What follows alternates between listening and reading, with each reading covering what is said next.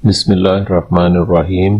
ازواج مطہرات، ہمارے پیغمبر حضرت محمد صلی اللہ علیہ وآلہ وسلم نے کل 11 نکاح کیے۔ ان کی تفصیلات کچھ اس طرح ہے۔ آپ کا پہلا نکاح حضرت خدیجہ رضی اللہ عنہا سے ہوا اور وہ بیوہ تھیں، اور اس ٹائم حضور پاک صلی اللہ علیہ وآلہ وسلم کی عمر 25 سال تھی۔ آپ کا دوسرا نکاح حضرت سودا رضی اللہ عنہا سے ہوا، یہ بھی ایک بیوہ خاتون تھیں۔ اس ٹائم حضور پاک صلی اللہ علیہ وآلہ وسلم کی عمر 50 سال تھی۔ آپ کا تیسرا نکاح حضرت عائشہ رضی اللہ عنہا سے ہوا، یہ کنواری خاتون تھیں، اور اس ٹائم حضور پاک صلی اللہ علیہ وآلہ وسلم کی عمر 53 سال تھی۔ آپ کا چوتھا نکاح حضرت حفصہ رضی اللہ عنہا سے ہوا، یہ بھی بیوہ تھیں، اور اس ٹائم حضور پاک صلی اللہ علیہ وآلہ وسلم کی عمر 56 سال تھی۔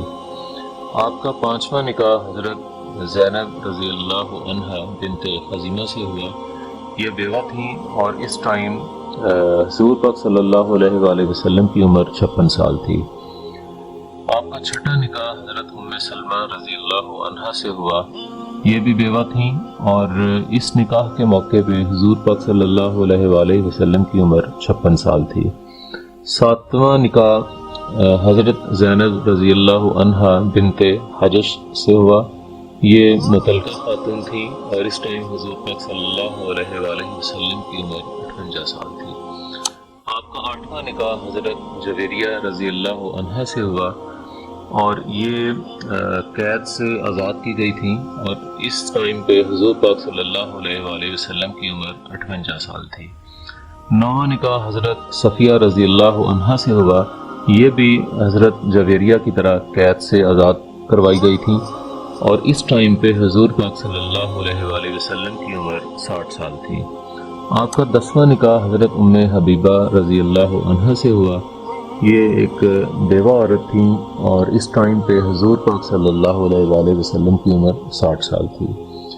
آپ کا آخری اور 11واں نکاح حضرت میمونہ رضی اللہ عنہا سے ہوا، یہ بھی مطلقہ تھیں، اور اس ٹائم پہ ہمارے پیغمبر کی عمر 60 سال تھی۔